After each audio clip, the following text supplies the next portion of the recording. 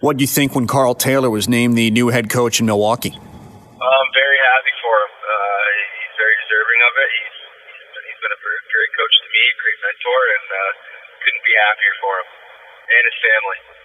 Last year it was your first full season as a pro. You have the long playoff run. What's the biggest thing you learned throughout last season? That's a great question. There's so many ways you can go with that, but you got to be a pro, and that means you just got to treat your body and treat yourself the right way. But at the same time, on the ice, I came from a college, St. Lawrence, where we had a good team, but I was dependent on heavily, and there are times I would do too much with the puck. And once you get to the pro ranks, everybody's a very good hockey player, and you don't want to have the puck on your stick too long. And the best players are those that just make the right play every single time, and that's something that I'm trying to learn. Just because you may not make a flashy toe drag doesn't mean you're not making a good play, and just getting the puck up the ice and doing what you can to eventually get the puck in the O-zone and get shots on net.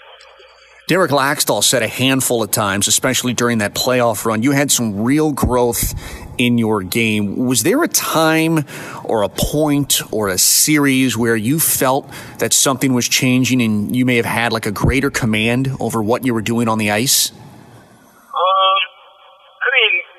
Towards the end of the regular season, I was playing some pretty good hockey. I thought I was starting to get into my groove, get to my own self, starting to get my confidence, and just figuring the game out. And that was it.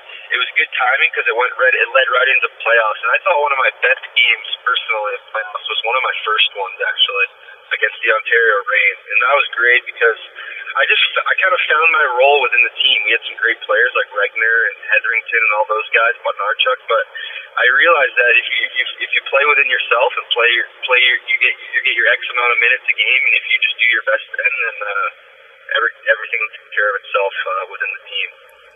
Well, you mentioned the Ontario series, so what comes to mind if I say Sam LaBerge double overtime? Excitement. That guy is full of energy. He didn't play a ton in that overtime, but you got to give the guy credit. He's always ready. He's always ready for an opportunity like that, and he's a guy that is completely deserving of it. He works so hard, and he was very excited and very thrilled after that one. Have you ever seen a better celebration than Samuel LaBerge at the end of the Tucson series? That guy is just an excited hockey player. He's just happy to be there. The amount of jumps he had, impressive jumping on skates like he was doing after that Tucson series. How do you approach NHL training camp kicking off in Boise, Idaho in about 6 weeks? I just want to go in there and show Dallas, the whole organization, that what I'm capable of. I think I'm a very good hockey player, and I think the next month and a half is going to be a big time to get bigger and stronger and continue to improve on everything that I'm capable of doing. And I'm excited to get in there and show my